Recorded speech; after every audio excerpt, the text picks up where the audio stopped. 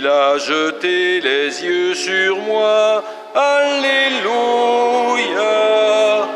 Alléluia.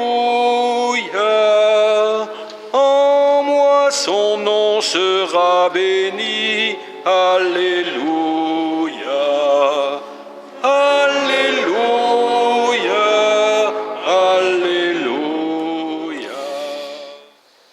Nous poursuivons notre prédication sur la Vierge Marie, Notre-Dame des miracles et des vertus. Petit rappel, le premier jour, nous sommes partis des milliers d'ex-voto qui tapissent ce côté-là de l'Église, ces milliers de remerciements, de reconnaissances qui nous rappellent cette phrase de l'Évangile que nous devrions redire après chaque visite à Notre-Dame des miracles. Tout ce que vous demandez en priant, croyez que vous l'avez déjà reçu. Et alors, cela vous sera accordé. Donc nous devrions déjà dire merci avant même de recevoir. Voilà. Ça, c'était vendredi, les milliers d'ex-voto. Samedi, c'était les 31 médailles militaires qui sont à côté de Notre-Dame des miracles, qui nous rappelaient notre combat quotidien et qui rappellent aussi le livre de Job, la première lecture d'aujourd'hui. Vraiment, la vie de l'homme sur la terre est une corvée. Alors littéralement, en hébreu, c'est « la vie de l'homme sur la terre est un temps de service militaire ». Donc là, les femmes ne peuvent pas trop comprendre, mais tous ceux qui ont fait le service militaire, si ça s'est mal passé, ils comprennent Job. C'est un temps de corvée militaire. Voilà. Donc la place de ces vertus militaires ont leur place à côté de la Vierge Marie. Le temps de labeur, d'épreuve, de combat.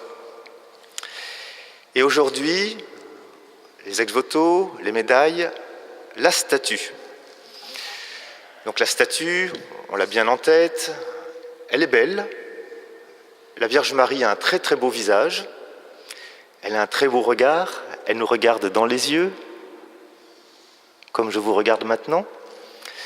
Donc quand on regarde Marie, elle nous regarde, et devant elle, bien au centre, son fils, avec un petit livre. C'est bon? Même ceux qui n'ont pas devant les yeux la voient? Je vous demande de prendre votre feuille de chant, s'il vous plaît, à la première page.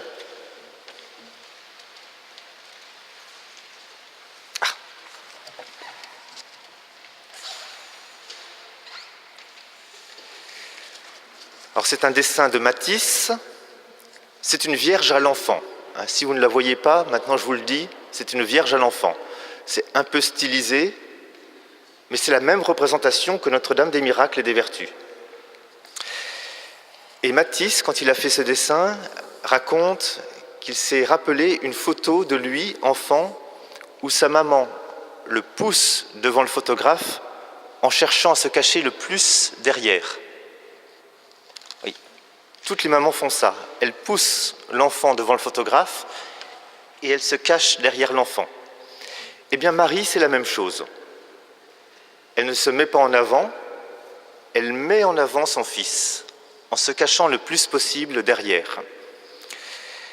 Si bien que quand nous regardons Notre-Dame des miracles et des vertus, nous réentendons l'évangile de Cana. Faites tout ce qu'il vous dira. Marie, Jésus, le petit livre. Faites tout ce qu'il vous dira.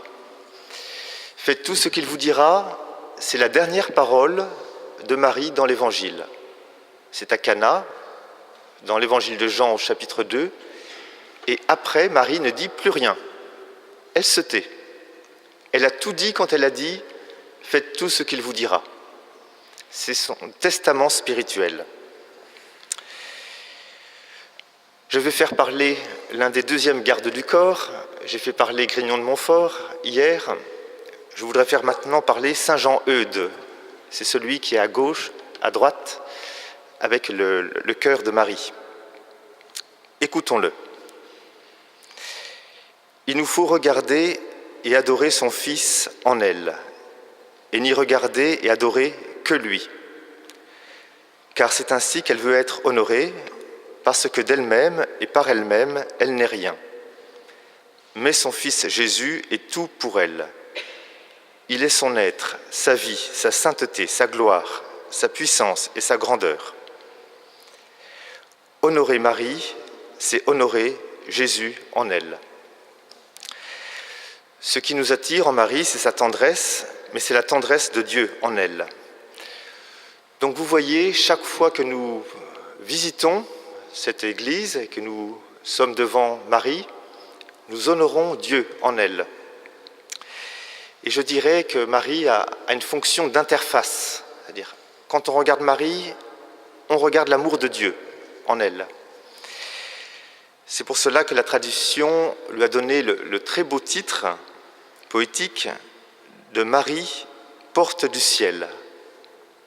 Marie, c'est une porte, la porte du ciel. Quand on regarde Marie, quand on regarde les yeux de Marie, il y a le ciel qui se dévoile. Qu'est-ce que cela veut dire ? Mais ça veut dire que Marie, comme nouvelle Ève, a ouvert les portes du paradis. Ce qui est intéressant, c'est que dans l'Évangile, Marie est très souvent associée aux portes. L'ange entre chez elle, elle entre chez Élisabeth, Joseph l'accueille chez lui, le disciple l'accueille chez elle. Marie n'arrête pas de passer les portes. Marie est vraiment l'interface entre le ciel et la terre par son Fils Jésus. Alors il y a une autre figure d'église dans l'Évangile, c'est Pierre. Et Pierre, ce qui est intéressant, c'est que dans l'Évangile et dans les Actes des Apôtres, lui, il est toujours derrière des portes fermées. Il a toujours du mal à passer. Plusieurs fois dans les Actes des Apôtres, il est derrière des portes fermées.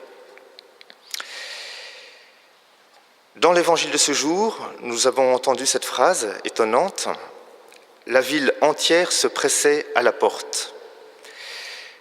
Alors je l'adapte à nous, je dirais que la ville entière de Rennes se presse à la porte du ciel qu'est la Vierge Marie, Notre-Dame des miracles et des vertus. Il y a plusieurs portes à Rennes. Il y a la porte mordelaise, vous la voyez, mais il y a une porte du ciel à Rennes. C'est Notre-Dame des miracles et des vertus. Alors nous-mêmes, nous frappons à la bonne porte. Quand nous sommes ici, nous frappons à la porte du ciel avec la Vierge Marie. Et vous voyez, on peut dire beaucoup de choses de l'Église catholique, en mal. Et en particulier, on peut dire que l'Église catholique n'est pas très forte pour accueillir. C'est vrai, on est parfois grincheux, pas accueillant, un peu austère. On dira ce qu'on voudra, mais nous avons la Vierge Marie qui est la porte.